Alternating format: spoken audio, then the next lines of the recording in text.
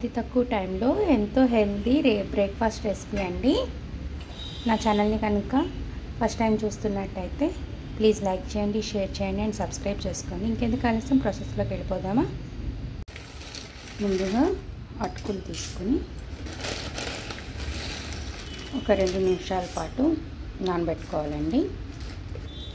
శుభ్రంగా కడుక్కొని నానబెట్టుకోవాలి.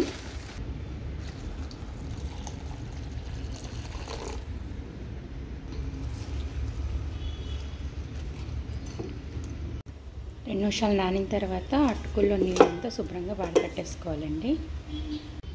ఆయిల్ వేసుకోవాలి.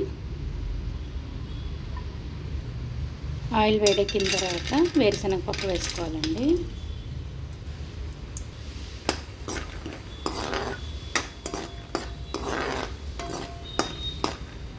అవి కొద్దిగా వేగుతున్నప్పుడే శనగపప్పు, మినపప్పు, ఆవాలు, కొద్దిగా జీలకర్ర వేసి కలుపుకోవాలి. ఇలా దోరగా వేగిన తర్వాత ముందుగానే తరిగి ఉంచుకున్న ఉల్లిపాయ ముక్కలు,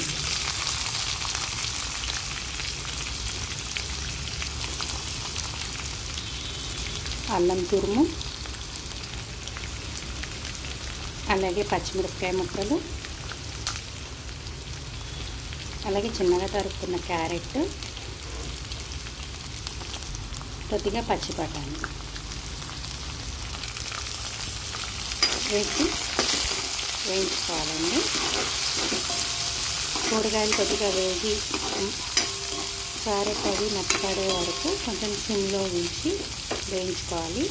ఇవి ఇలా వేగుతున్నప్పుడే కొద్దిగా పసుపు, అలాగే రుచికి సరిపడే ఉప్పు వేసుకుని కలుపుకోవాలి.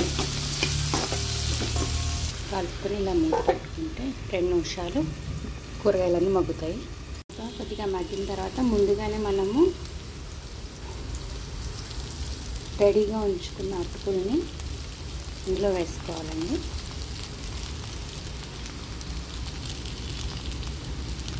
వేసాక కలుపుకోవాలి.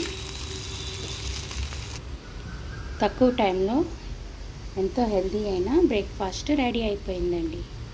Thank you for watching.